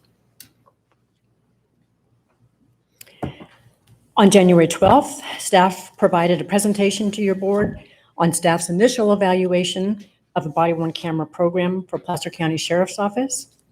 During this presentation, staff shared findings from the Bureau of Justice Assistance and the Department of Justice that well-constructed body-worn camera programs can provide numerous benefits to law enforcement agencies and local criminal justice systems, to include increased accountability and transparency, reduced citizen complaints, resolution of officer-involved incidents, use in operational training or to address performance issues, and enhanced evidence collection and documentation that both prosecution and defense confirm leads to timelier case resolution.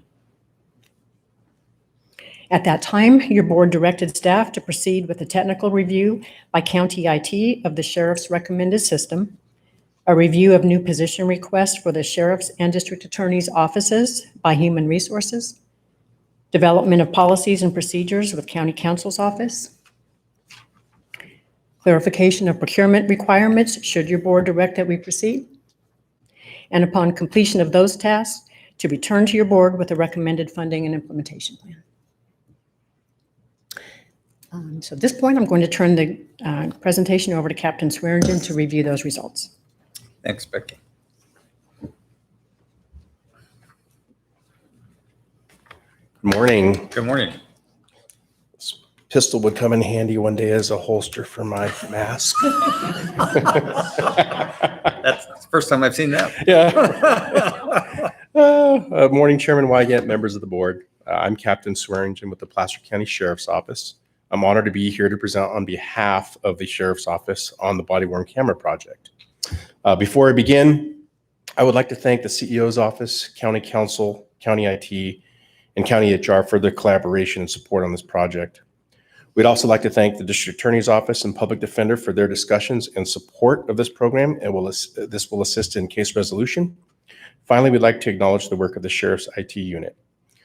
After extensive research and testing, the Sheriff's Office, with the concurrence of the Information Technology Department, recommends the Motorola WatchGuard V300 camera system.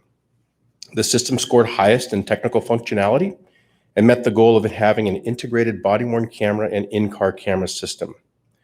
This integration allows the body-worn camera and in-car cameras to be activated together to ensure both vantage points are captured for video evidence. It allows patrol staff to view body-worn camera in the same familiar viewing and case numbering system as the existing in-car camera video system, provides one platform to manage and train on, and one vendor for technical support.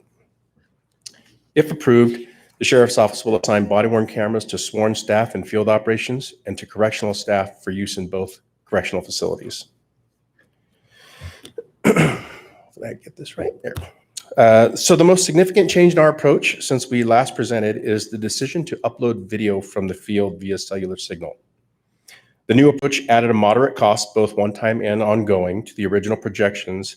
However, with near immediate video access, roughly around 5 to 15 minutes, deputies will be able to gather evidence and write reports in the field while maintaining their community presence and review video.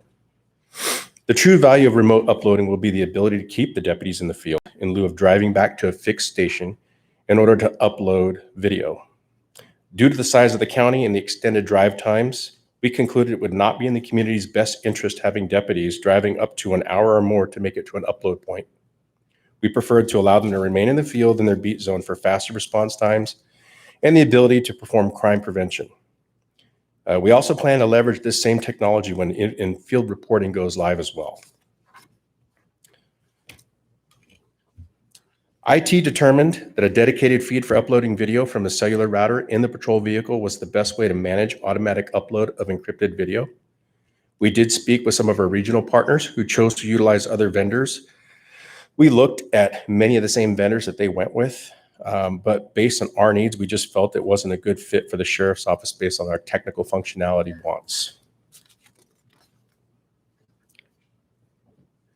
The Human Resources Department worked closely with the Sheriff's Office and the District Attorney's Office to conduct a scope of work analysis on each of the requested new positions and validated that the position allocations are appropriately classified. To ensure proper management of video evidence, training, and technical support for hardware and software, the Sheriff's Office is requesting 3 full-time positions, 1 an Information Technology Analyst 2, an Evidence Technician 2, and a Professional Standards Unit Detective. $45,000 roughly for startup equipment and supplies. That includes computers, phones, vehicle, those types of equipment. To accommodate the additional workload to review and prepare video for court appearances, as well as the demands related to newly enacted legislation which defined district attorney staff as the custodian of the video files for purposes of Public Record Act requests, the district attorney's office is requesting 3 additional positions: district attorney investigator and 2 investigative assistants. The Sheriff's Office, in conjunction with County Council, finalized a comprehensive policy for digital evidence capture systems. The policy applies to evidence that is gathered from body-worn cameras and similar technologies, including in-car cameras. The policy provides clear guidelines and expectations for all staff whose job responsibilities involve digital evidence. The policy seeks to strike the appropriate balance, preserving evidence and protecting individual dignity and privacy of crime victims. These policies have been shared with Placer Public Employees Organization, represented by Local 39, and the Placer County Deputy Sheriff's Association. Both responded back and had no concerns. Procurement review. Procurement advised us that the procurement policy allows for an exception to a competitive bidding process when the purchasing agent determines that a formal bid process would not produce any advantage to the county. The Placer County Purchasing Manager has determined this exception applies to this program.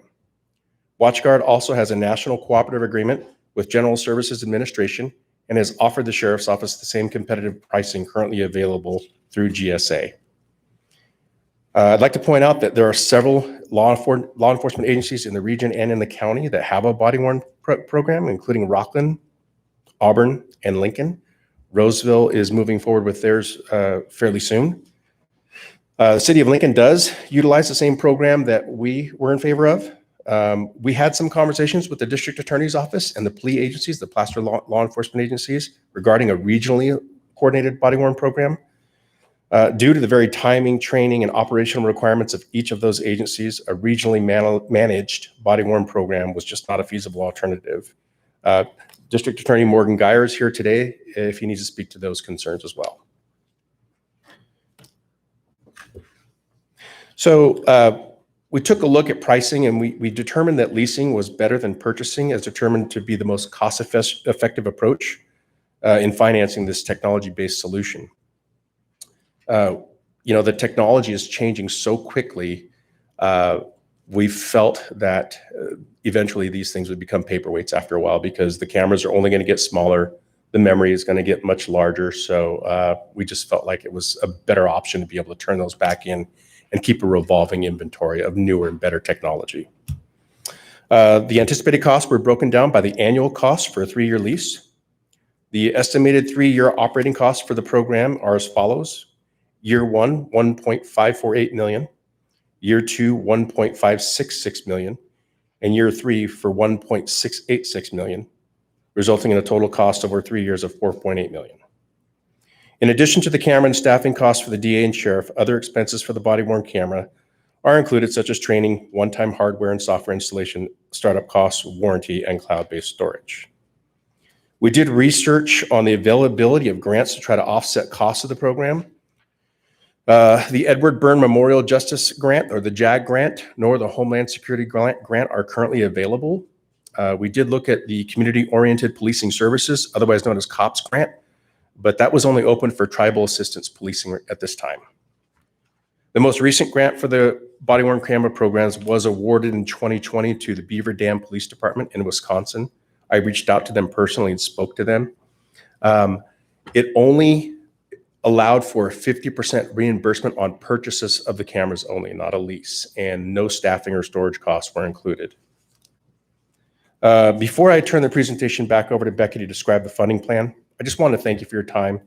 I'll stay for any questions or concerns you have. We do feel having a body-worn program will increase transparency and accountability and is in alignment with the Sheriff's Office core values. Thank you. Becky?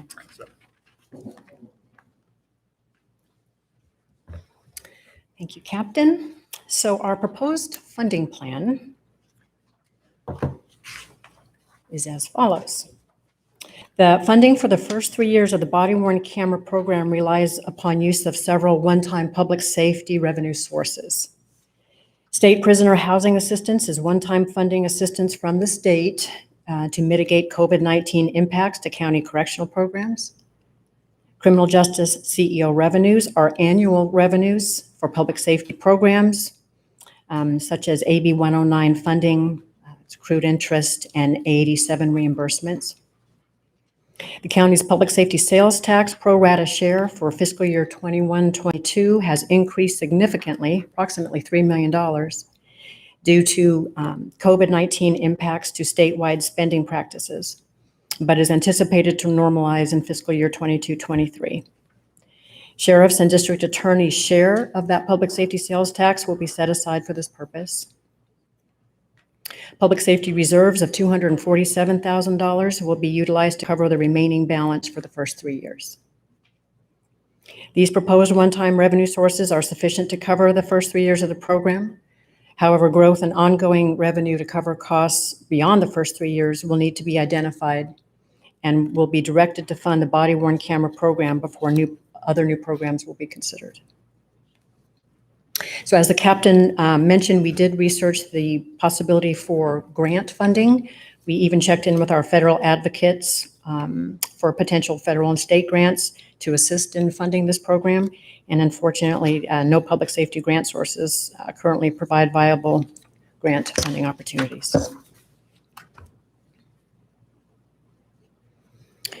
And as the captain also mentioned, following the January presentation, costs have increased about $960,000 total costs for over the 3 years. And this increase is attributable to the following: an additional position needed for the district attorney's office and costs related to uploading the video directly from the field, as the captain described.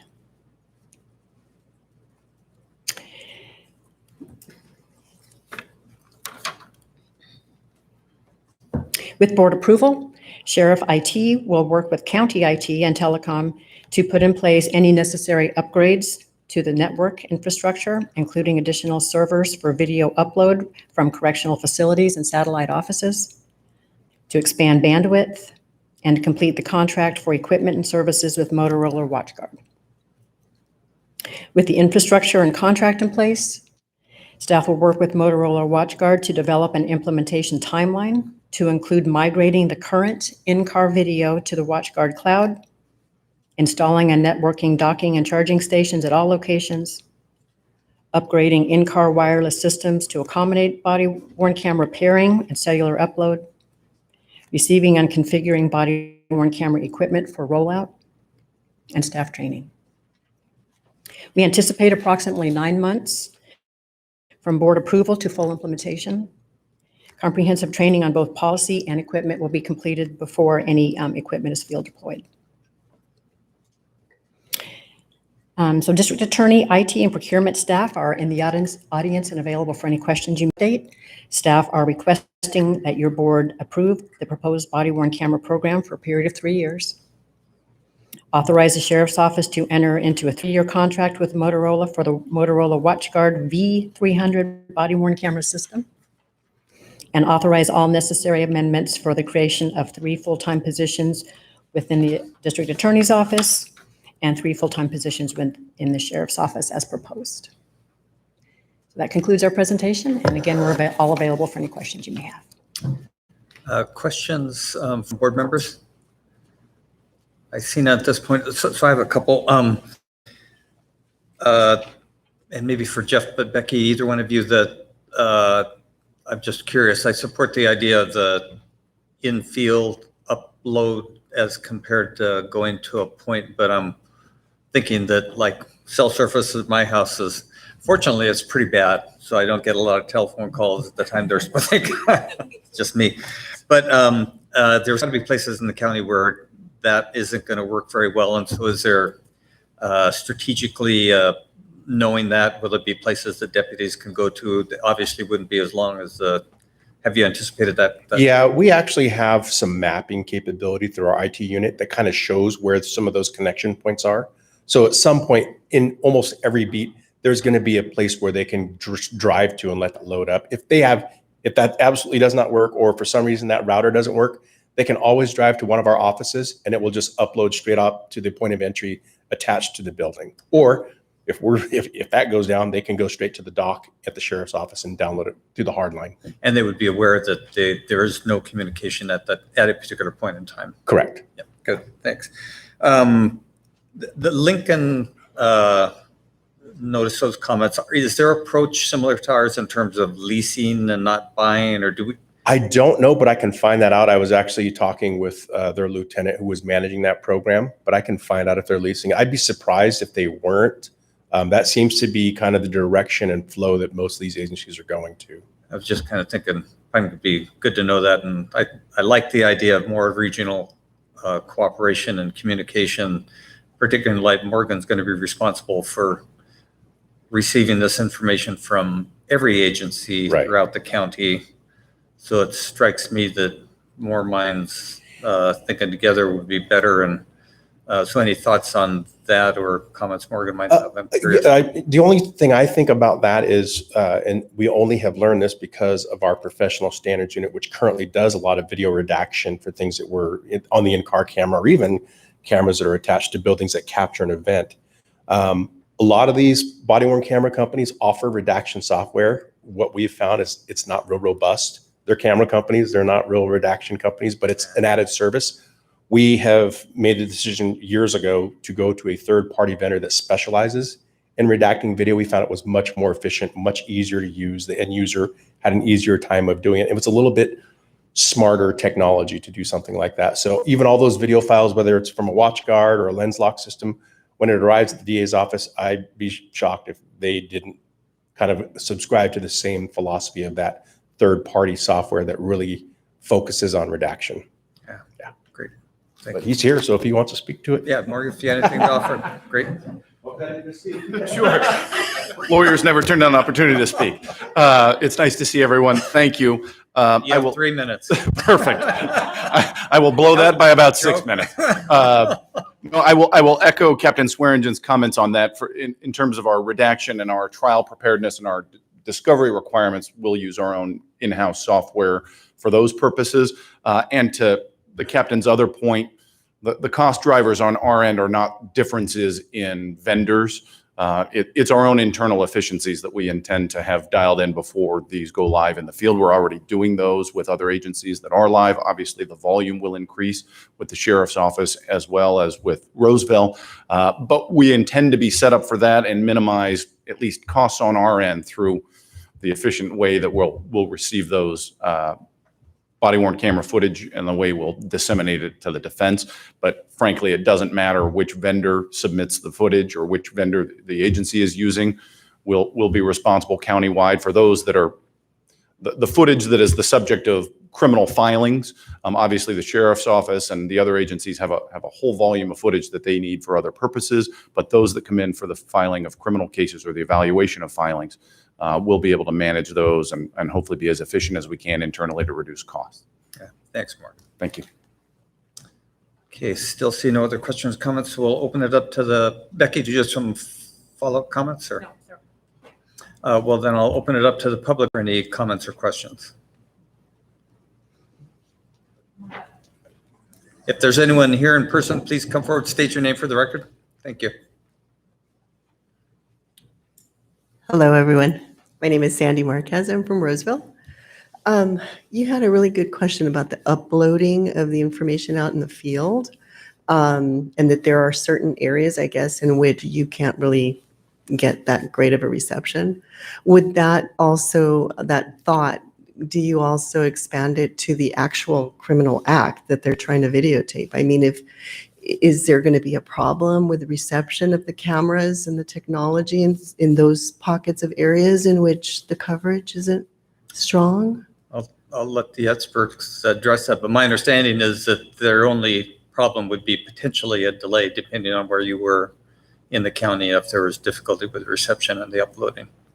So not necessarily just the uploading, but the actual footage of the crime that's happening. The timing when it would be actually made available to be viewed and for the whole public protection system. There's an uploading of this hopefully in real time, but what I heard is that there could be delays in that, but the uploading would occur regardless. And I think though what you're asking is there a delay if you're recording?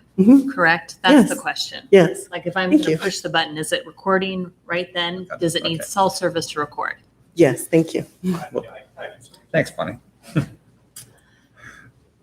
Yeah, as long as the camera is charged and in operating condition, it's going to record whatever event it's activated for. The upload if it needs to, it can occur at a later time. But once we mark that as evidence, that recording is saved on the camera itself, and we'll be able to take that to a place to upload it. But it doesn't interfere. Any cell signal has nothing to do with the recording part of it. Thank you. Anyone else here that would like to address the board on this item? Is there anyone that would like to zoom in and comment? Chairman, no public comment. Thanks. With that, I'll open it up to board comments and or questions again, but Suzanne? Yes. Hi, Captain Swearingen. I have a question for you. You mentioned as long as the cameras are charged, do you have a policy to make sure that nobody goes out with a camera that's not properly charged? So they're responsible for charging them. All of the cars have a charger in them as well. But just like our tasers, they need to test that equipment before they deploy with it to make sure it's in working order. Bonnie. Thank you. Appreciate the report and all the hard work that's been done. Thank you for answering questions that I had about can we regionalize? How can we work together? I appreciate the feedback that's been given to me. One question that not a question, but one thing I think that would be really helpful is I think the DA mentioned that as a result of this, having the body-worn cameras, our deputies may have fewer claims filed against them, false claims filed against them, correct? Which is a really good thing. And I was thinking it would be great. This is going to probably take about 9 months to get this up fully operational. I would love to have a report back as to the reduction in those claims and how that's affected the work of the DA's office, of the sheriff's office, of those false claims, right? I mean, the good thing is that this information will be really helpful in the future for prosecution of crimes. It also protects our officers. It also protects actually the criminals so that we actually know it's happening. So I'm really pleased that we're able to finally move forward. But I think having a report back on how this affects the overall work of the two offices would be really helpful. Yeah, we have software that tracks all of our complaints and investigations when it comes to personnel complaints, and use of force software that tracks those things. So we anticipate, based on just things we hear from other agencies, that use of force incidents will decrease, because when people know they're on camera or they see the camera, it tends to lead to better behavior and more cooperation. And once we tell them, if they file a complaint, hey, this is also recorded. What we found just with the in-car camera system, when people knew they were on the in-car camera system, there was an audio recorder that linked up to it on the deputy's equipment, belt, whatever. A lot of times those went away, whereas before we didn't have that luxury. It was kind of their word against the deputy's word. So, thank you. And Jim. Yes, thank you, Captain. So is each deputy going to be assigned an individual camera? Yes. So there'll be a bank of about 410 cameras. So if we have some that go down or need replacement, we'll have extras. Every single person, if they're going to do any enforcement action, whether they're uniformed or plain clothes or a pre-planned, so like a detective who's not in uniform, will have to deploy with that if they plan on serving a warrant or anything like that. But everybody from the sheriff all the way down to deputies and correctional officers will be issued a body camera, including myself. Good, thank you.